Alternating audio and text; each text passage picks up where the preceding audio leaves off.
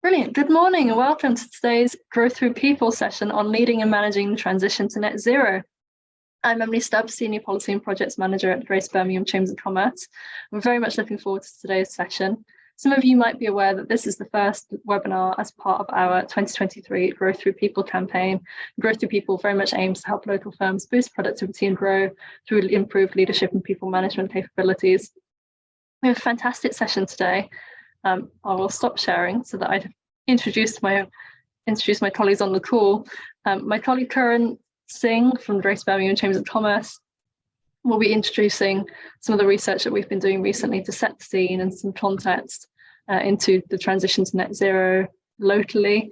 We've then got Beata Pessian, co-founder of Wordsmiths, who'll be talking about leading and managing the transition to net zero and effectively implementing meaningful change. Following that, Jessica Wilkes-Ball, Sustainability Manager at Mills Reeve, will be talking about Mills Reeve's journey towards net zero and what they're doing in their business. And then Dan Saxton, Sustainability Lead at Birmingham Women's and Children's NHS Foundation Trust, will give an insight into what they're doing and the journey that they're on towards net zero. Finally, at the end, we'll have a Q&A. So I very much welcome you to put some Q&As in the Q&A function here on Zoom as we're going along, and we'll pick those up at the end of the session and look forward to insightful discussion there. And without further ado, I will hand over to my colleague Kuran to talk us through the context of the transition to net zero and the research that he's been doing. Good morning. Hi. I'm just going to share my screen.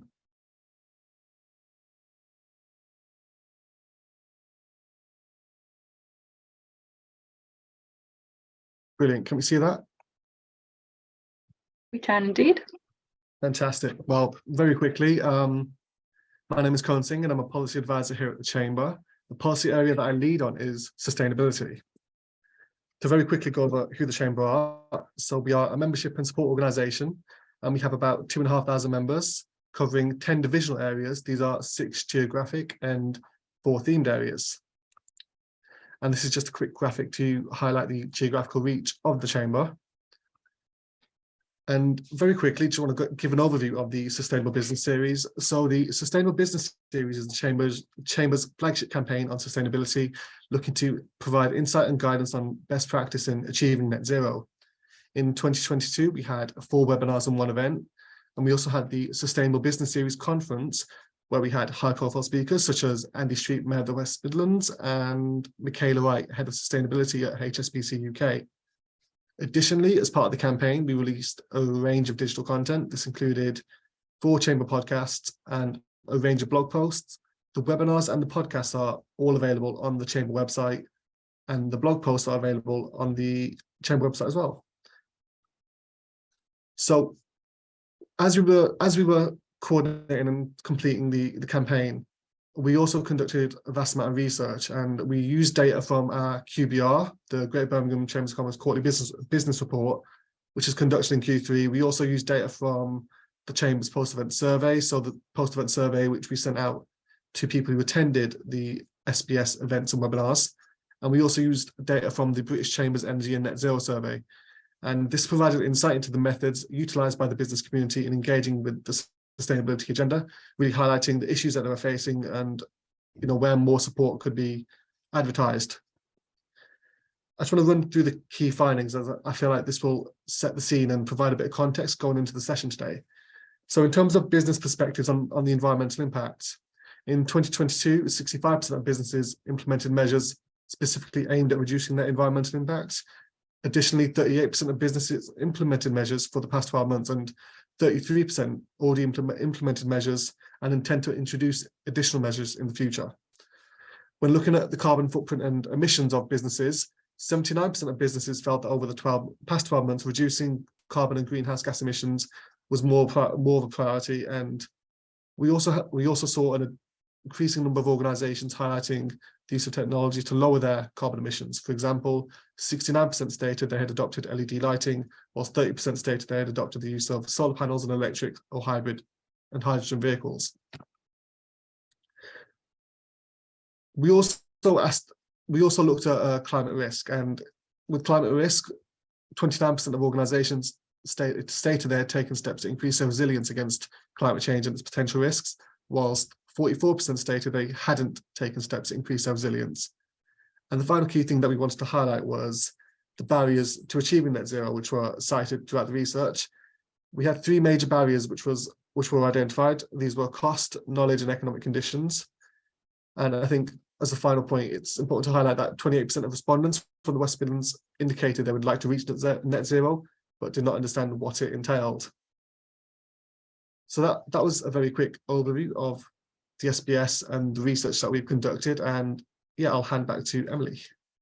Fantastic, thank you, Kuran, and hopefully that gives some kind of useful context for those who are watching in terms of the kind of transition to net zero that we're seeing from the Chamber perspective. And hopefully today's session will give some insights to help with that knowledge barrier in terms of leading and managing that change in your business.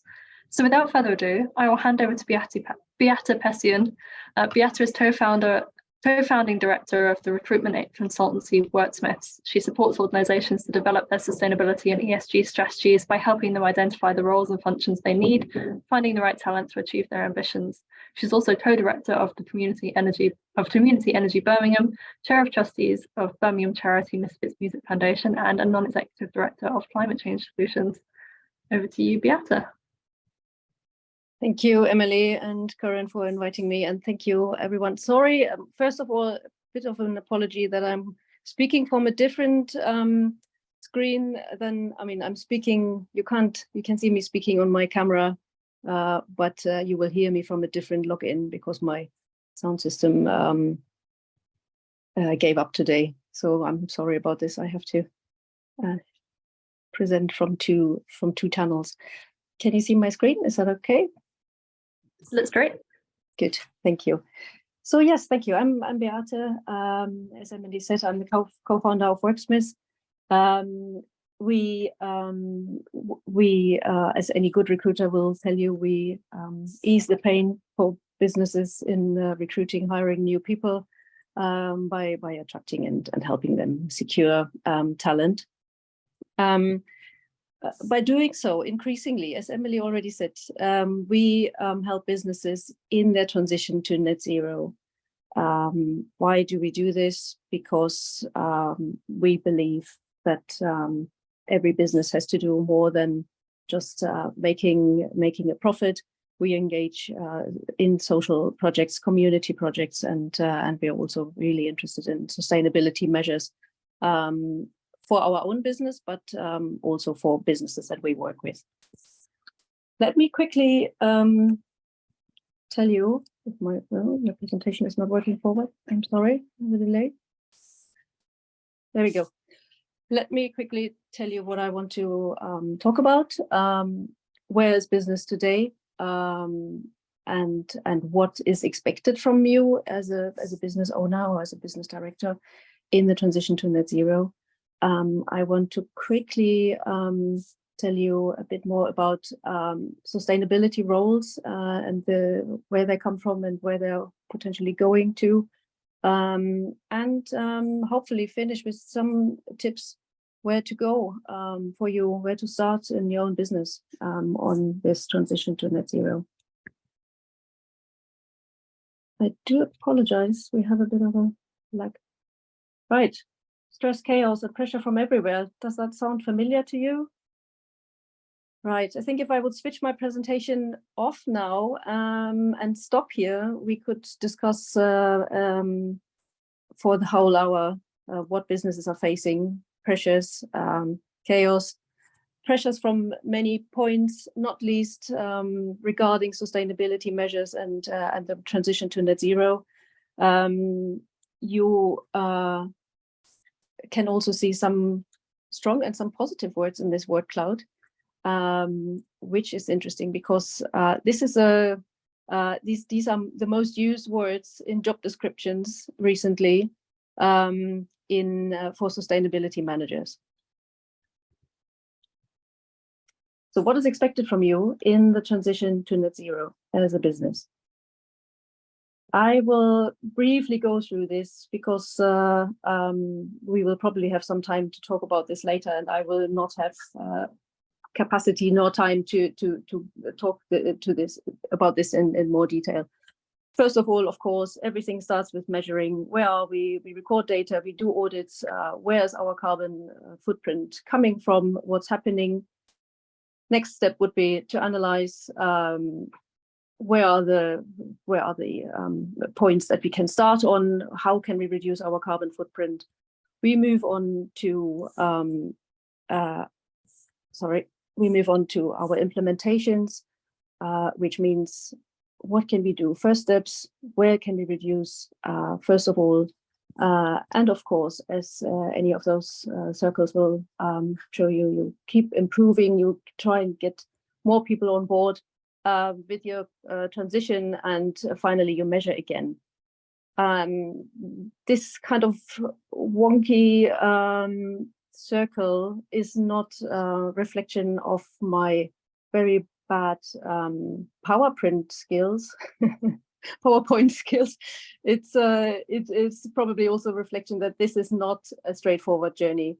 You know, you will have diversions and distractions along the way, as with many of those very important but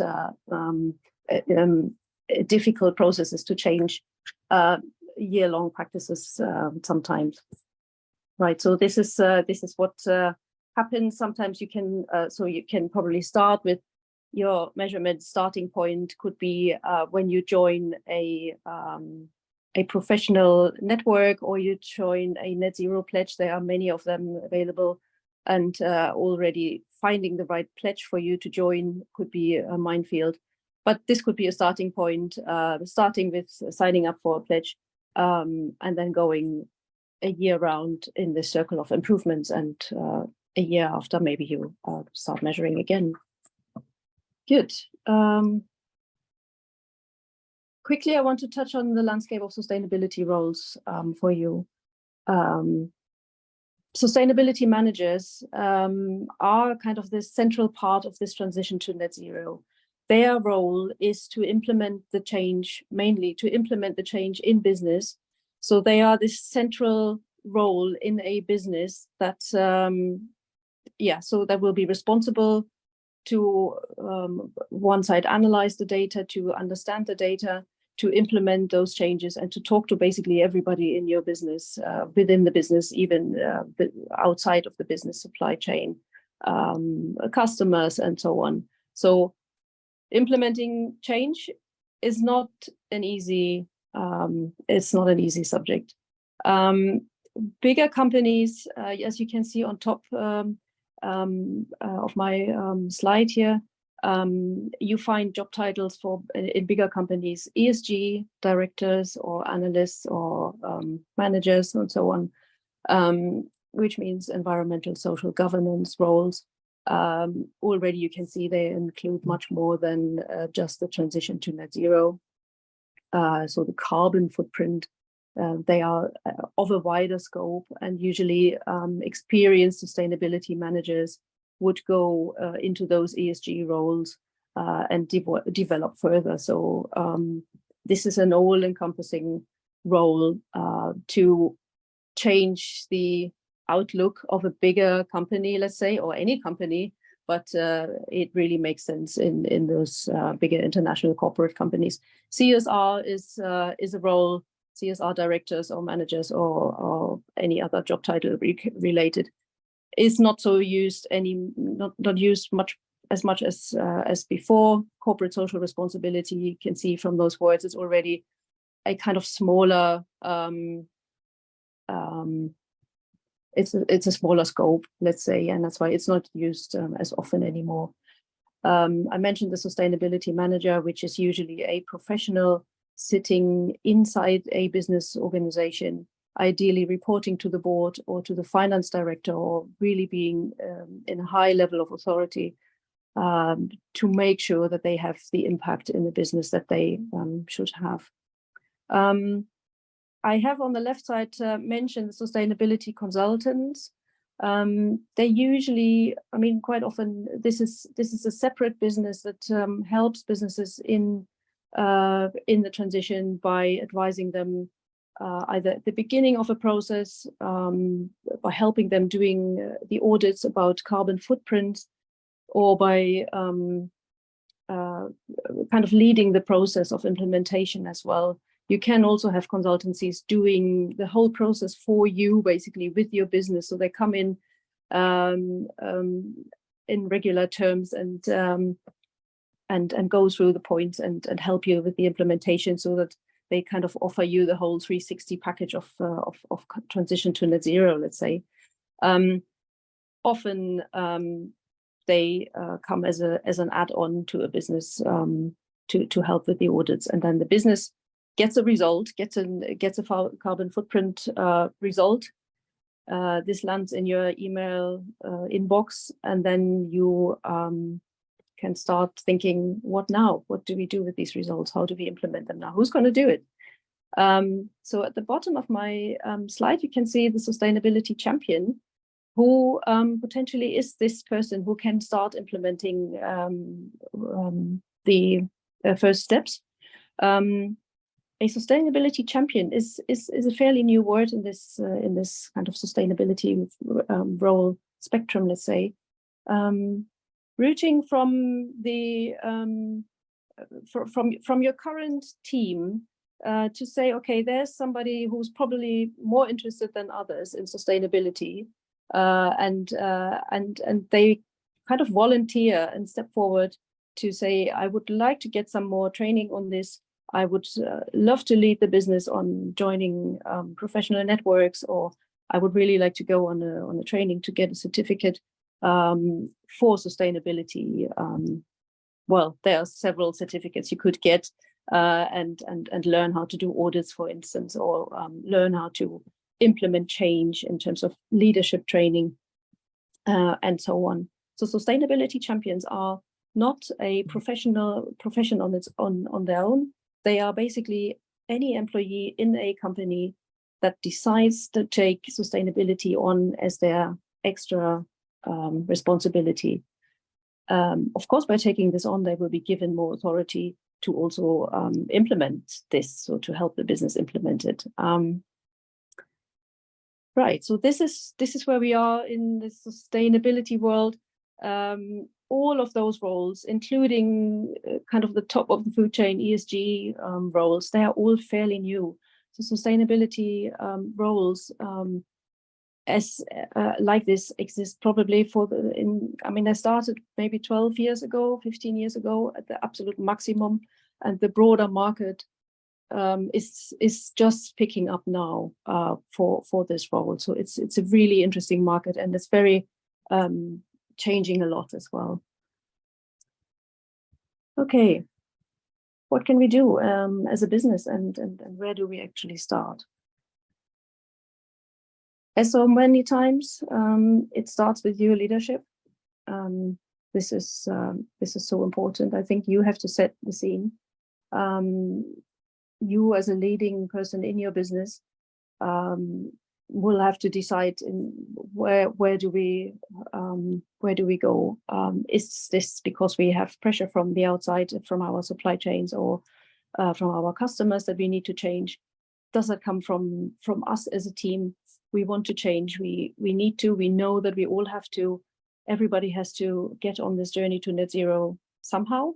So it has to start with your leadership in your company. I mentioned here joint networks. There are several networks locally, internationally, very interesting groups. We joined them as a business as well a couple of years ago, and I can tell you I've learned a lot since I joined. One of them, the biggest one maybe for us in the Midlands, would be Sustainability West Midlands, which I can really recommend you, not least because they share so many events where you can learn and network with like-minded businesses. Encourage everyone. This must be the goal, really, because this transition affects us all. So nobody can say, well, we have a sustainability manager in our business and that's it. It's got to be a process that everybody engages in, and from leadership has to be supported in engaging as well. Yes, so who will help you in this? As I mentioned, a sustainability champion is probably a very good start for you. next team meeting, turn around, go around in your team and mention this and listen what people say. If they if there is somebody who's already heard something about it, read more than others, knows a bit more, ask them why would you be interested in becoming a sustainability champion, and explain what this means, so that you would give them more time apart from their normal day job to go to trainings and then listen what they bring back to you from those trainings, and how can you start. So you don't even have to create a new role within your business. It might not be in your budget currently, and maybe not for a long time. However, with this leadership from your side and your leadership team, plus a sustainability champion to start with, you will see that you can start the ball rolling, and very soon there will be more people following, and potentially then you might have your sustainability champion trained up so much that they will become your first sustainability manager, and your company will be actually then leading in your network with this sustainability, because you did those first steps. As I mentioned before, so for audits and the analytical side, potentially there's room to combine external support with those professional people who know exactly where to look and what to do in terms of analyzing and doing your audits for carbon footprint and other areas, and then have a sustainability champion working together with those external people in the year-long implementation. This has proven to be a really interesting and workable process. And that's the end of my presentation. Thank you very much, and I look forward to hearing everybody else's opinion. Thank you. Fantastic. Thank you ever so much, Beata. I've got lots of notes in front of me. So leading from the top, starting with the team that you have and training and using kind of existing networks to facilitate their learning, and then building all of that up as much as you can before you look to external support and bringing that in as well. Fantastic. Thank you ever so much. We will now hear from Jester Wilkes-Ball, Sustainability Manager at Mills Reeve. Jester joined the ESG leadership team at Mills Reeve in 2022 as the firm's first ever sustainability manager. She brought with her a wealth of impressive experience working in both professional services and not-for-profit sectors. She's spoken about her passion for ESG at the United Nations, has huge experience in helping businesses focus more on more than the bottom line, and a track record delivering positive change in communities across the UK and beyond. Since starting her role, she's delivered several high-profile initiatives, including setting the firm's net zero target, creating the inaugural carbon reduction plan. She sits on the ESG committee and is instrumental in setting and monitoring the firm's KPIs and driving forward the firm's sustainability ambitions. Welcome, Jester. Thanks so much. So I will share my screen. Hopefully this will work. Here we go. Wonderful.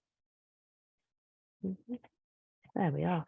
So yeah, thank you for that introduction, Emily, and for the invitation to come and speak to you today. I was on one of the SBS series earlier on in the year, I believe it was. Gosh, I can't believe we're in March. So yeah, I'm going to give you a bit of an overview of how Mills Reeve have approached our net zero ambitions, what we've done so far, and what the future looks like. I feel it's important to set a bit of a scene though.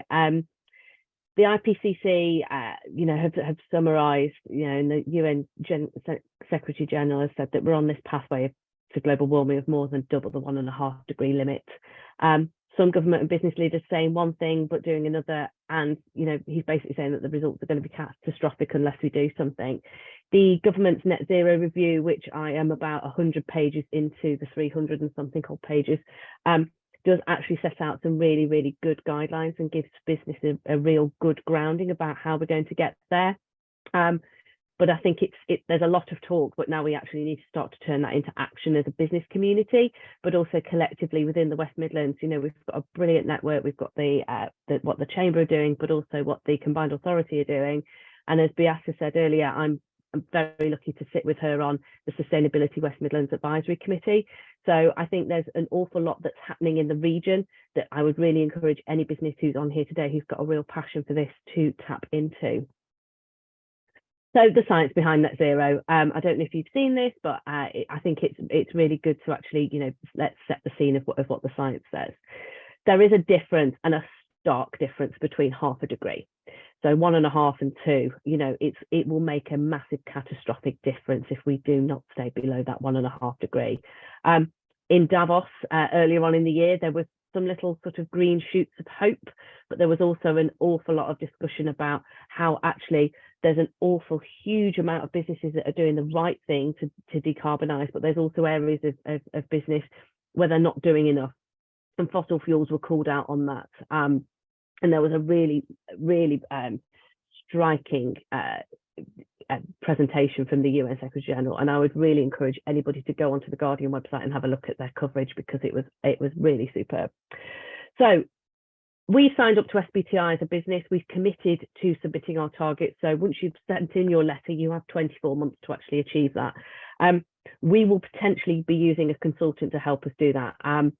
It is an absolute minefield, and I would hate for anybody on this call to think that, oh yes, let's do it, let's send in a letter and then let's crack on. It's really quite complex, and I would really encourage you to tap into networks to see whether there's consultancy or assistance out there to help you to submit, because that's certainly what we're going to do. So it's an absolute reduction in emissions, so covering your operational 1 and 2. And if your supply chain emissions make up more than 40% of your total footprint, these must be included as well. As a professional services company, our scope 3 is our biggest portion of our emissions. 1,100 tonnes approximately was our emissions for the last financial year, which ended in May 2022. But we know that is a very speculative on the scope 3, because we actually need to do a bit more work on that, and I'll talk to you about what we're doing there. So there's all sorts of measurements, standards, frameworks, you name it, it's an absolute minefield. Or my biggest piece of advice is pick the ones that are most relevant to your sector. Don't feel that you have to do absolutely everything. You don't have to do ISSB, GRI, you don't have to sign up to CDP, you don't have to do TCFD. If TCFD does not apply to you as a business, park it. Concentrate on actually getting a handle on your emissions as you are, and starting to look at what your carbon footprint is, what your reductions can be. Pick the areas where you can make the most difference immediately, and then start to actually plan for what the future looks like in terms of your real-term reductions. The graph that you will see, these are our forecasted emissions that we worked with Carbon Footprint to create our report. So they did our baseline year, which was a sort of pre-COVID year, and then they did a post-COVID year. So there has been a massive reduction in emissions, naturally, because of the way that we operate our business, but nothing will go back to that sort of pre-COVID era because of the way that we actually operate our business. This shows you what our active market-based and passive market-based emissions will be, but also what our SBTI track needs to be. So, we will hit that below SBTI as long as we start to implement the things that we need to implement. So our road to net zero, we like a roadmap in our business, and I think this actually sort of gives you the real sort of piecemeal way that we've actually gone about this. So number one was to engage with our people. One of my first jobs was to actually ask our people, what is it they want from us as a business? What's going well? What isn't right? What have they noticed that they want us to actually implement? We had about 200 responses from that, so it's all right for a business of 1,200.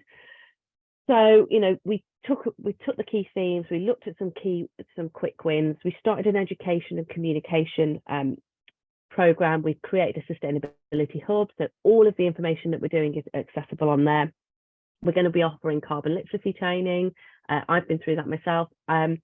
I'll do a quick plug, actually. If you are interested in doing a carbon literacy course, there was one through the West Midlands Combined Authority, which was funded by the Commonwealth Games, and that's a completely free course. We're going to be pushing that out to our Birmingham staff. So if you're interested, I would really encourage you to do that. We then also did a travel survey to try and ascertain how people got to work, how far they travelled, not just for our carbon footprint, but how we could look at ways of incentivising people changing the way that they travel to work. We actually had over 600 responses, so over half of the business responded to that. So it's a real area that people seem to be very passionate about, actually having their say in what we were trying to do, which was really positive. Data, data, data. I cannot stress the importance of data enough. Getting a handle on this has taken me over 12 months. I've been in post just over 12 months, and we're just about getting there. If you have access to things like Power BI, I would really encourage you to look at that. Microsoft also, through their Power BI and SharePoint services, offer you free tools, so you can look at exactly how much emissions you're using as part of your Microsoft package. Again, I've got some links, so if anybody's interested, do let me know and I can send you those.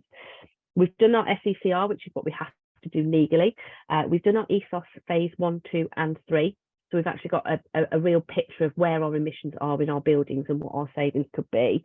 And we're now starting to look at our supply chain. So as a business, we use EcoVadis because we have to for some of our suppliers. But we looked at the cost of that versus the cost of building our own bespoke supplier portal, and actually we're going to be building our own. So that will be collecting data around modern slavery, but also ED&I data about how the business operates, reporting on gender pay gap, but also that fine, granular emissions data. So what scope 1, 2 and 3 are our critical suppliers reporting each year. So when we do our carbon footprint, it's not based on spend, it's actually based on real term data, based on our spend with that business versus the amount of emissions that they are producing. So we've agreed some short, medium and long-term targets. So we've committed to SBTi. We're starting to look at how we can communicate on progress. So we're members of the UN Global Compact. So we have to do our first communication on progress this year. That will be very much a holding, this is what we're committing to, but we're still actually drafting that. But we have to do that as part of our commitment. We've chosen the UN Global Compact because an awful lot of law firms are also committing to the UN Global Compact. So going back to when you look at standards and indices, look at what other competitors are doing in your landscape, because that will give you an idea of what is the most pertinent to your business. So we're looking at some governance pieces. We have an ESG committee that meets monthly. We're also, going back to Beata's point, looking at bringing in a sustainability steering group and also some champions across the business for wider ESG. We've joined business in the community. We're also patrons of the Greater Birmingham Chamber of Commerce. So that obviously gives us opportunity to showcase what we're doing and an opportunity to talk to you today, but also have very much a peer-to-peer point of view of what we're doing and looking at good practice, but also putting our hands up when we say, actually, we've tried this, it didn't work so well, so this is what we're now implementing next. We've produced our first ever sustainability report. You can read that on our website. We've done our carbon reduction plan, which we were required to do for some government contracts that we were doing. PPN 026, I believe it is, which is the technical name for central government. So carbon reduction plans. If you haven't got one, they're actually quite worthwhile looking at. The template's quite easy, and it's a really good thing to have as a sort of thing on your website to say, these are our emissions, this is what we're doing to mitigate the factors at the moment, and this is what we're looking to do in the future. So honestly, it's a really, really good tool to use. So if you're interested, carbon reduction plans, you can have a look at that template, and it's free to use. And then finally, external accreditation. We're looking to gain ISO 14001 by Q4 this year, aligning our work to the Sustainable Development Goals framework. And through the UN Global Compact, we're going to be actually assessing all of our activity at the moment that will give us a sort of baseline of where we're performing really well, areas for improvements, and the sort of blind spots that we need to look at next. So this is just a page from our sustainability report. I'm not going to read all of this out because you can go and have a look at it on our website. But we needed to get our own house in order. So we've been advising clients for years about ESG and sustainability, but where we hadn't been perhaps as good prior to me starting was actually getting a baseline of where we are. So this is our baseline. We definitely want to start to, report on this annually, and it will be a responsible business report. So it will encompass all of the things ESG rather than it all being a bit piecemeal, because, we have an ESG committee, that's the governance. So actually it all needs to sit together. So again, we've recognised that we need to adopt some global standards. So 14001 ESOS. We have 3 offices that are BREEAM rated, which is really good. We are also working through Net Positive, which is an online assessment tool which universities use, which is a large client base for us. Global Compact, as I mentioned, but also we are signed up to the Greener Litigation Pledge, which is committing to initiative to reduce the environmental impact of dispute resolution. We had a case recently, it was 4,000 pieces of paper that would have had to be printed. Instead, we actually got an iPad. The lawyer was able to go to court with the iPad, and she said it was the best experience she'd ever had. So we've now got other people in the business saying, actually, can we try an iPad rather than having to print off paper bundles? And it seems to be starting to have that drip feed. So, you know, another piece of advice, try new technology, try and implement things. If it doesn't work, that's fine, because at least you've tried something. And we're really trying now to work with other law firms. Law firms traditionally have been very closed, whereas actually now they're starting to be much more open and honest about collaboration is really, really key. So we worked with the Law Society. We were the biggest law firm as part of that, and we've actually helped to create the protocol for all small and medium-sized law firms to help them on that journey towards net zero. So we're taking our experience and then feeding that back into other law firms who potentially don't have a single dedicated resource like myself, because it is a big commitment to have an ESG team. And as Beata said, you know, not everybody can have that. So, you know, if there's consultancy or if there's collaboration potential, you know, that's a really, really good way to look at it. And we're all on this same journey towards net zero. We've all got to make, you know, reductions in our emissions that actually collectively, you know, 20 people is better than one trying to sort of lobby suppliers or local governments, or, you know, local areas where you feel that there is an element of, you know, failure on their part. Actually 20 voices is much, much stronger than one. And finally, we have committed to net zero. You know, we are really, really proud that we committed to this. It's a big, big job. My team is me and one other. So we have an awful lot to go at and an awful lot to work on. But we're really excited about what the future holds. And we also know that we've got to do this. You know, that the world is boiling and we need to start to collectively do something towards that. So thank you very much. Hopefully get lots of questions from you, and I will now stop sharing. Fantastic. Thank you ever so much, Jessica. I've got a whole host of notes in front of me, but some really, really good advice there on not necessarily looking to be perfect, but concentrating on what's right for your business and your industry in terms of kind of frameworks and approaches. Beginning by measuring your baseline, engaging with your people and gathering that data before you look into kind of creating targets and governance and benchmarking. Keeping people engaged by communicating your progress and utilizing net zero champions throughout the business. And then trial and error and communication and collaboration with others in the same sector in particular, but also others just along the journey. Fantastic. Thank you ever so much. Thank you. Finally, we're going to hear from Dan Saxton, who's Sustainability Lead at Birmingham Women's and Children's Hospital NHS Foundation Trust. So Dan first joined the NHS, in particular Birmingham Women's and Children's NHS Trust, in May 2021, after 30 years in the private sector, holding various senior roles in strategy, business development and account management at multinational organisations. Started his career as an electrical and electronic engineering apprentice in Coventry and went on to complete a diploma in energy management and utilisation whilst managing energy services sales teams across the UK at Schneider Electric. Before joining the NHS, Dan successfully managed the environmental sustainability programme for Siemens UK to meet global carbon reduction targets. He leads a small team passionate about driving BWC's net zero carbon agenda, which not only helps to reduce the risk of health problems in local communities, but also helps to improve the comfort and experience of visitors and patients. Dan lives in the West Midlands and enjoys tending his allotment with his wife and volunteering. Over to you, Dan. Crikey, maybe I ought to slim that down a bit next time. It seemed like a lot of information that was completely not relevant. Anyway, thanks, Emily. Thanks for having me here. Let me get on with things and share my screen.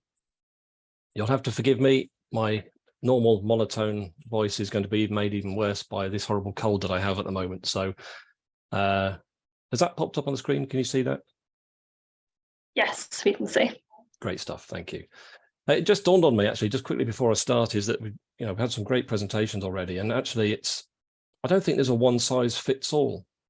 Everybody here will have different organizations with different themes and different sets of customers. And I think you can just pick out parts of people's current experiences or presentations that you're seeing and say, well, that might work for me, or maybe that one doesn't. So you'll see some things here that you might have heard already in this morning, and you might see some other things. But just to give you a little bit about what we are or who we are, Birmingham Women's and Children's NHS Trust, we're 3 sites. We're a children's site with the top there. We're a women's hospital, which is mostly a maternity, about 8,000 births a year. And then bottom right is a small mental health clinic, all around new life and young people. We're about 6,000 staff, and we see something around 600 to 700,000 visits from patients across all of those establishments per year. We have some targets. They're mandated by the NHS England. All NHS trusts have the same targets. Very unhelpfully, they've split those into 2 areas which don't even, if you know scopes 1, 2, and 3, these don't even match scopes 1, 2, and 3. Footprint, which is our first target, where we have to be net zero by 2040, is scope 1, scope 2, and some of scope 3. And footprint plus is everything else that's left, which is 2045. But you'll see 80% of our first target needs to be achieved by 2028 to 2032. So not very far away at all. And it's probably our most addressable part. So I'm going to go through some big headers like this, that just some of the things that we're doing and things that I guess it's my advice really in terms of what seems to be working at the moment. It is work in progress. It's not necessarily perfect, but if it helps you in some way, great stuff. So the first thing I've tried to do when I started is just standardize everything. We want everybody to have their 6,000 staff. And also we include our patients in some of this. We have patients that are with us for, unfortunately, for the long term. So just standardize everything. Get a consistent message to everybody is one of the things we're doing. We run a set of slides to people that we talk about some of why climate is even a thing for maybe some naysayers, all the way through up to some of the data that we're using and how we're presenting that. And it's just so if anybody asks anybody, we all have the same answers and the same consistency in our response. And I think I heard other people say this, maybe Jessica said this in her PowerPoint as well, is that we're quite unique, and everybody will be unique in their industry, I suppose, but we're a healthcare industry. So, and actually when we make these, or if I make these presentations to people internally, we're making them to mostly clinicians, people that are caring for other people. And I need to make it relevant to them, because I'm just a guy that's maybe passionate about sustainability, that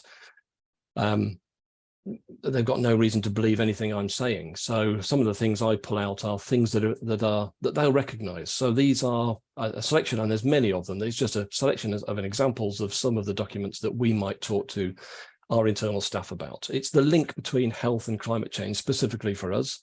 And I'm putting out some of these names, the World Health Organization. Appreciate that won't be relevant for many of you on the call, but it's absolutely relevant for us and NHS England. And rather than just one person in their organization, me, saying this is important, we need to do something, the organizations that they'll recognize in their industry are saying the same thing.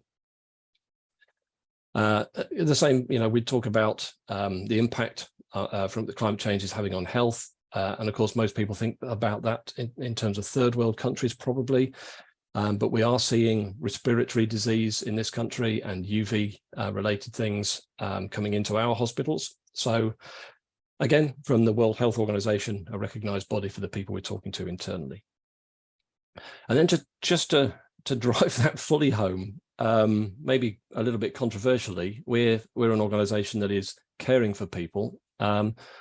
Our emissions are going to cause 14 deaths in the next century. That's quite a hard-hitting statement, but it really hammers the point home that we're an organisation that's here to care for people, and the work that we're doing in the buildings that we operate are going to cause problems for other people at some point in the future. And as others have said, data is key. One of the first questions people will ask is, well, how big is the problem? What am I working with? If I'm working with drugs and medicines in a hospital, well, how much does that equate into the carbon problem?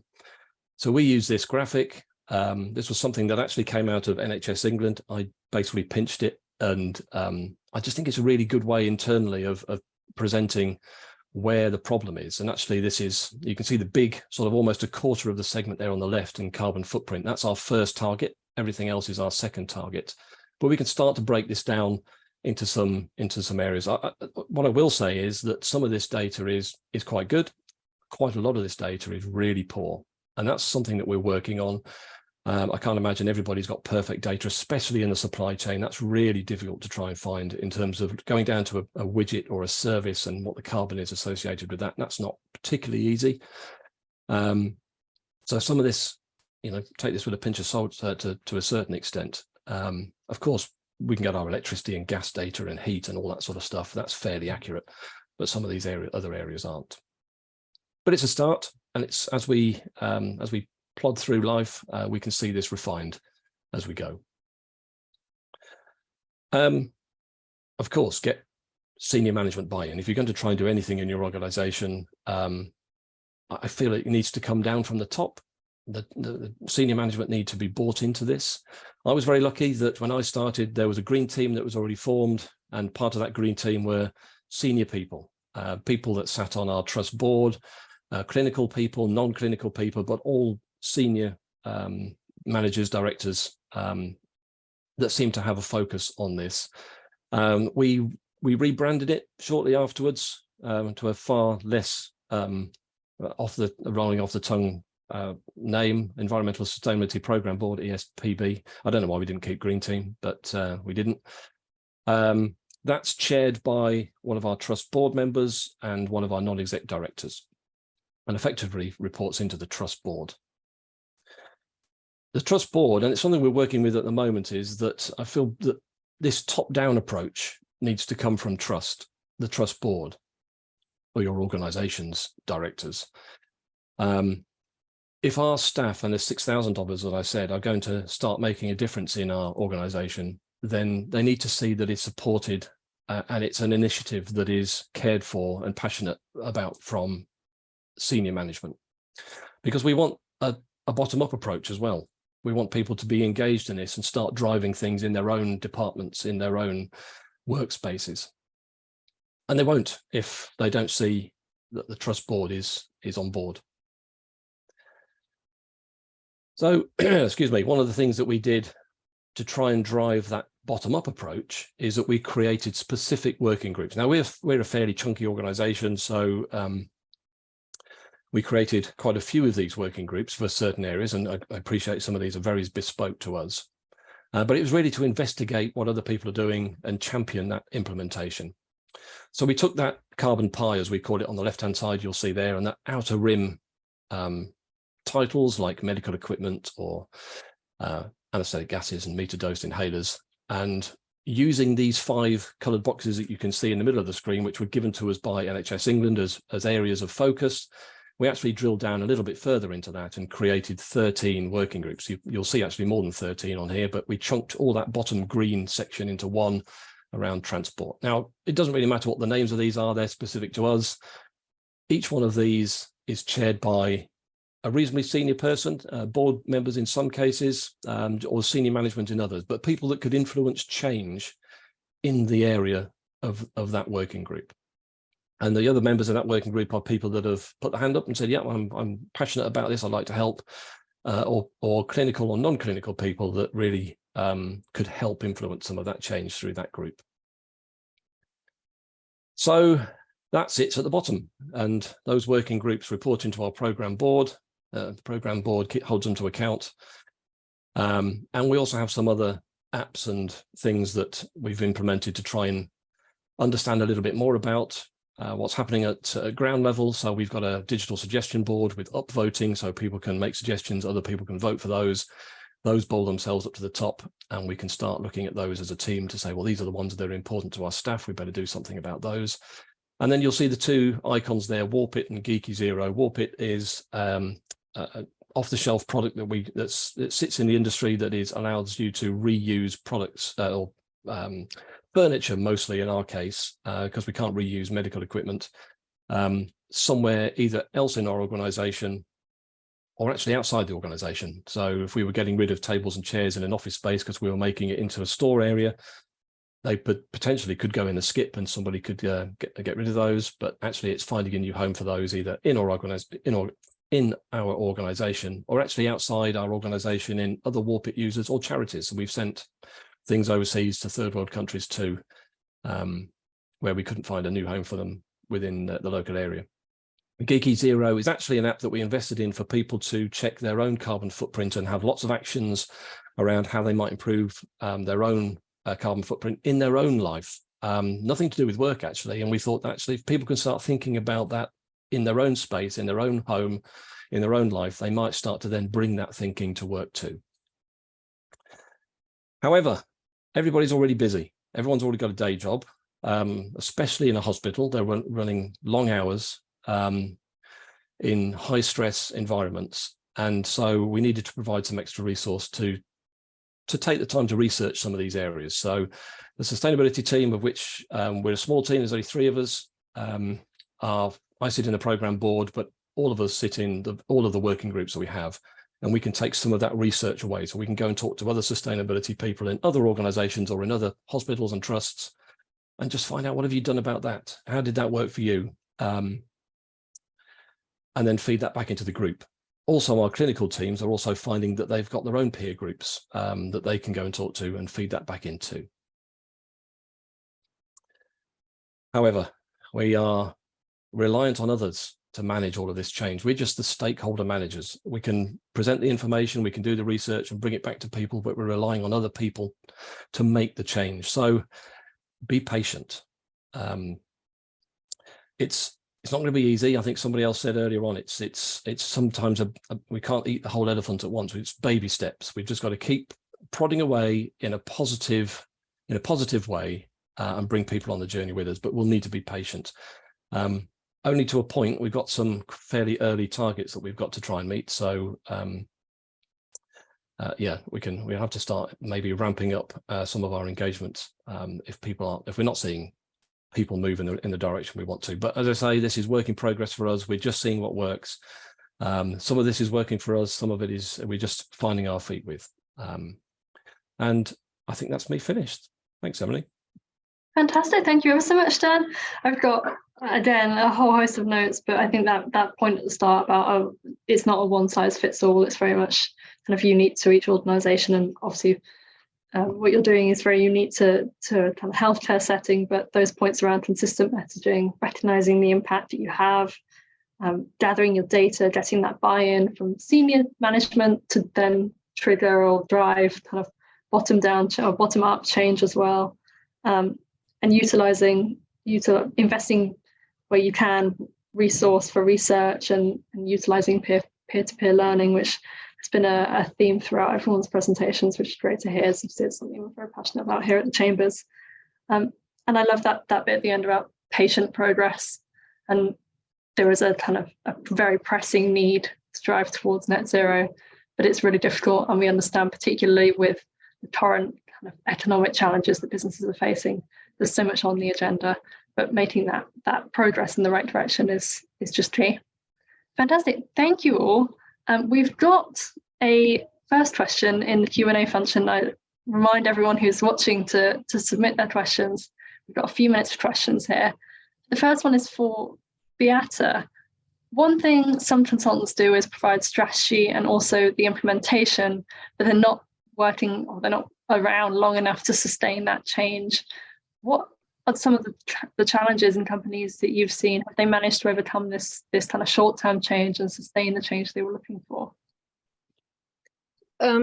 Yes, so regarding the external consultants, yes, they offer lots of different variations of what I've already talked about. So external consultancies can offer you training courses, starting from training courses for the whole team or just management training.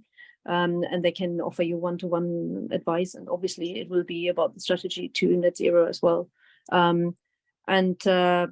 Sorry, the second part was the main challenges, or where businesses are facing the challenges currently. I think it's about sustaining long-term change. So where you've seen businesses kind of overcome that challenge of short-term intervention and implement that long-term. Yeah, I think partly we had the answers from our from Jessica and Dan just now to see. I mean, the challenge really is to keep going, to not lose track, and to be patient. So I think I'm really personally interested in this role of sustainability manager, because it's such a versatile role. It's so generalist. You have to speak to everybody, so you communicate what you're actually about, and then also speak to power quite often, because you have to engage with the board, as Dan just said. You know, if your leadership team is not on board, then there's no point. That's like asking one person to tidy up a family house.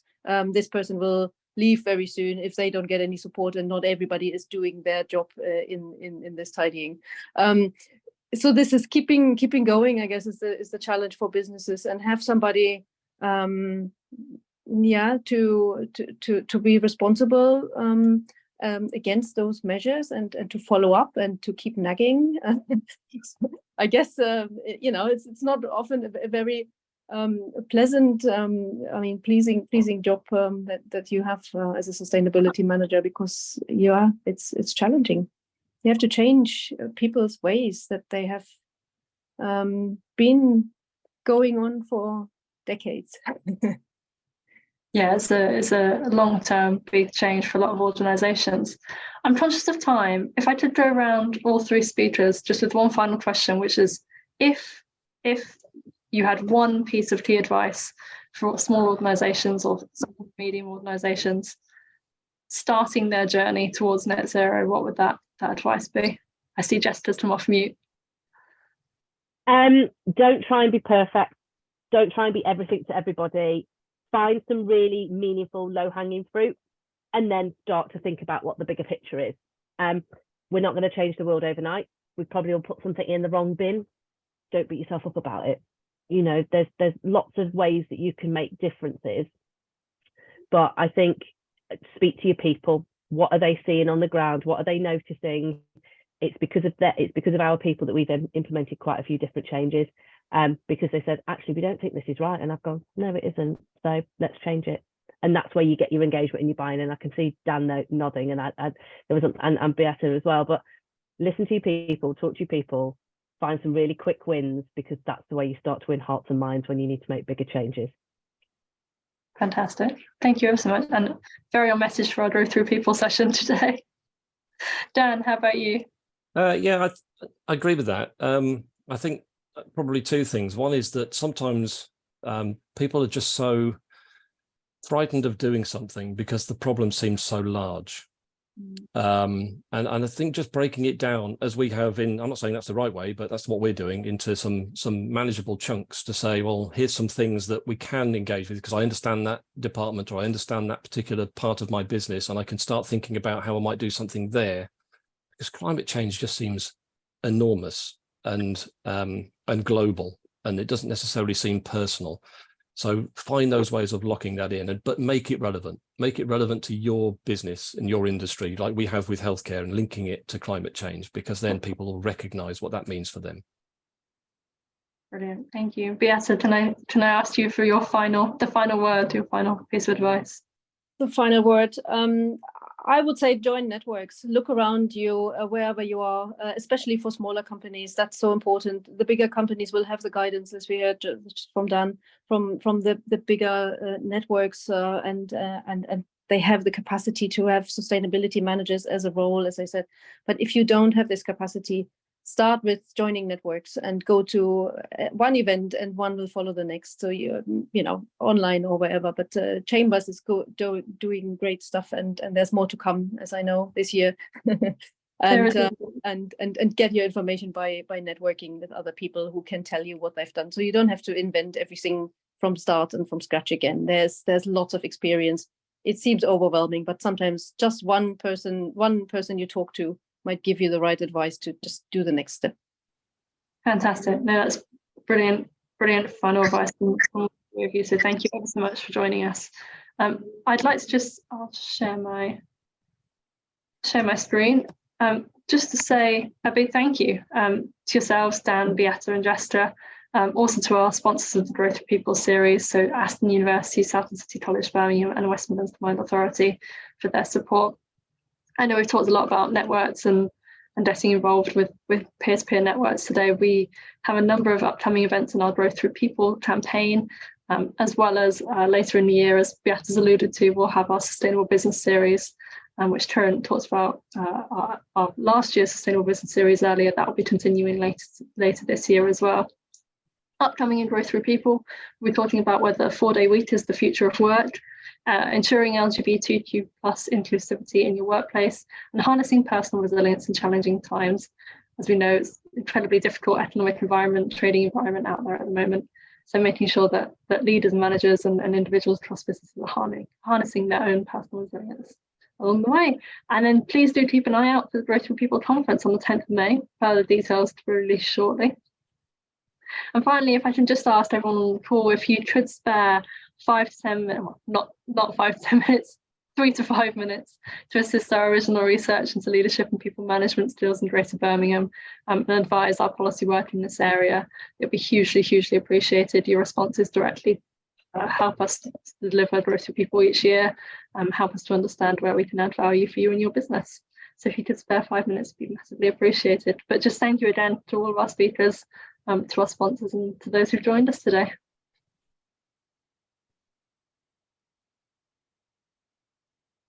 Thank you.